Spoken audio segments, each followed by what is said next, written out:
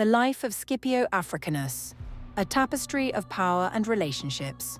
In the grand tapestry of Roman history, few threads shine as brightly as that of Publius Cornelius Scipio Africanus. His life, a saga of triumph and tribulation, reads like an epic etched in the very foundations of the eternal city. Born into the tumultuous era of the Second Punic War, Scipio would rise to become not just Rome's savior, but a figure whose legacy would echo through the corridors of time, forever altering the course of Western civilization. The story of Scipio begins in 236 BCE, in the hallowed halls of Roman aristocracy. Born into the illustrious Cornelii Scipiones, one of Rome's most distinguished patrician families, young Publius was destined for greatness from his first breath. His father, the consul Publius Cornelius Scipio, and his uncle Gnaeus Cornelius Scipio Calvus were prolific military commanders. Their exploits set a lofty standard for the young scion.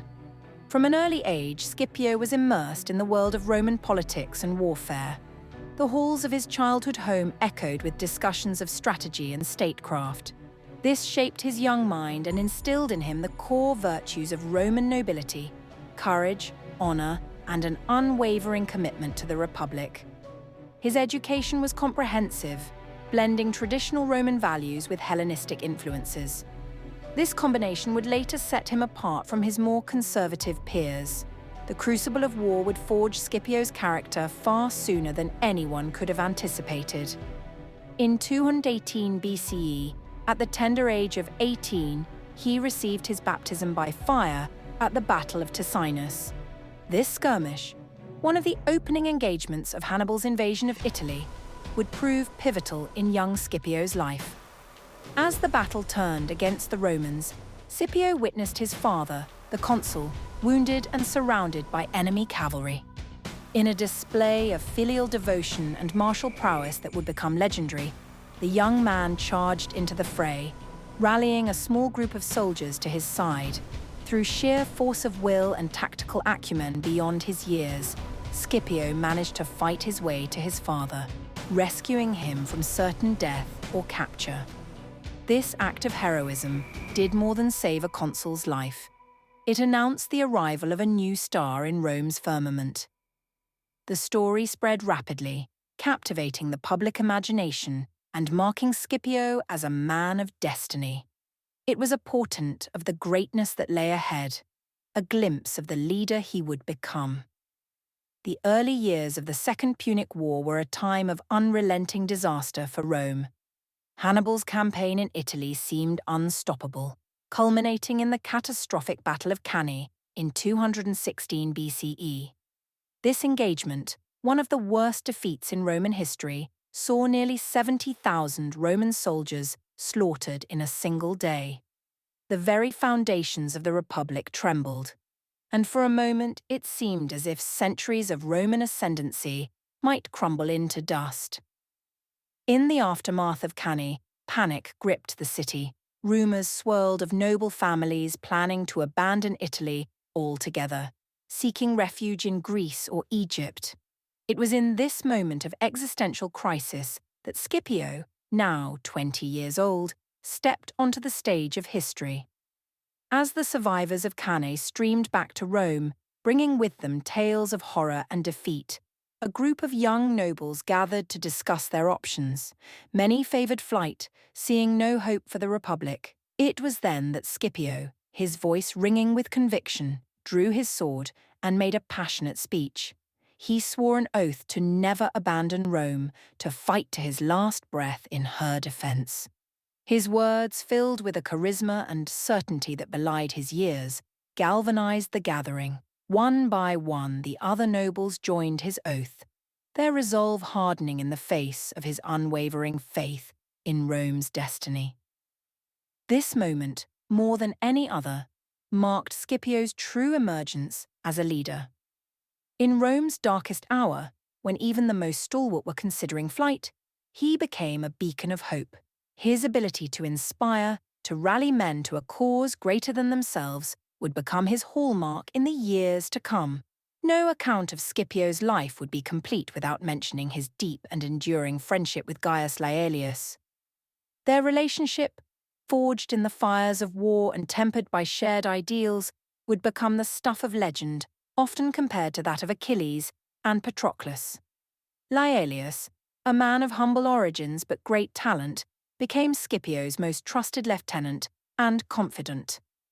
Their partnership was a perfect balance of Scipio's bold vision and Laelius' practical wisdom.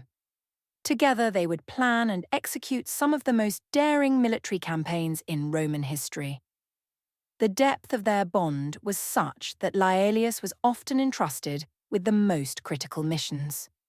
It was Laelius who led the naval assault on New Carthage, Laelius who often commanded the cavalry in major engagements, and Laelius who served as Scipio's voice in the Senate.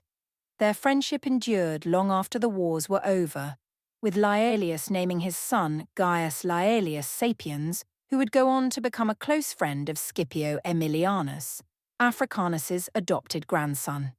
If Laelius represented the ideal of friendship in Scipio's life, then Quintus Fabius Maximus Verrucosus, known as the Cunctator, the delayer, embodied the complexities of intergenerational rivalry in Roman politics. Fabius, the elder statesman and five-time consul, had saved Rome from the brink of disaster with his strategy of attrition against Hannibal. His cautious approach, avoiding pitched battles in favor of guerrilla tactics, had earned him both the gratitude and frustration of his fellow Romans. Scipio, with his bold strategies and appetite for decisive action, represented a new generation of Roman leadership. The tension between these two titans of Roman history was more than personal. It was a clash of philosophies. Fabius advocated for a defensive war in Italy, seeking to wear Hannibal down over time. Scipio, in contrast, pushed for an aggressive campaign in Africa, aiming to strike at the heart of Carthage itself. Their debates in the Senate were legendary, with Fabius warning against the risks of Scipio's African expedition, and Scipio eloquently arguing for the necessity of bold action. This rivalry, while never descending into personal enmity, highlighted the shifting paradigms of Roman military and political thought. Perhaps no relationship in Scipio's life was as complex and fateful as his connection to Hannibal Barca, Rome's greatest nemesis. Though they would meet in battle only once at Zama in 202 BCE, their lives were inextricably linked, two sides of the same coin in the great drama of the Second Punic War. Scipio's fascination with Hannibal began early in his career. He studied the Carthaginians' tactics obsessively, learning from the very man he was destined to defeat. Hannibal's innovative strategies, his use of terrain, and his ability to inspire loyalty in his diverse army all left their mark on the young Roman. Their eventual meeting on the field of Zama was more than a battle. It was the culmination of two brilliant military minds, each shaped by years of conflict. The respect between them was evident in the famous parley before the battle, where they reportedly discussed the nature of greatness and the vicissitudes of fortune. Even after Hannibal's defeat, Scipio's connection to him endured.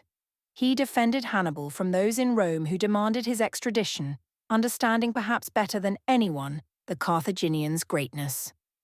Their final meeting in Ephesus years later, where they reportedly discussed who was the greatest general in history, stands as a testament to the complex bond between these two legendary adversaries. Scipio's diplomatic acumen shone brightest in his alliance with Masinissa, the prince of the Numidians. This partnership, forged in the crucible of the African campaign, would prove decisive in tipping the scales of power in North Africa. Masinissa, a man of remarkable ability and ambition, had initially fought for Carthage. Scipio, recognizing the potential of a Numidian alliance, embarked on a bold diplomatic gambit. Through a combination of personal charisma, promises of support, and a shared vision of the future, Scipio managed to win Masinissa over to the Roman cause. This alliance was more than a mere military convenience. Scipio and Masinissa developed a deep mutual respect, each recognizing in the other a kindred spirit of leadership and vision. The Numidian cavalry under Masinissa's command would prove crucial in the Battle of Zama, outflanking Hannibal's forces and securing victory for Rome. The fruits of this alliance extended far beyond the war. Scipio's support helped establish Masinissa as the king of a unified Numidia, creating a powerful Roman ally in North Africa. This partnership laid the groundwork for Rome's eventual dominion over the region, a testament to Scipio's foresight and diplomatic skill. Scipio's military genius found its fullest expression in the campaigns in Hispania and Africa. In 210 BCE, at the age of 25, he was given an unprecedented command in Spain, a theatre where his father and uncle had met their deaths just years before.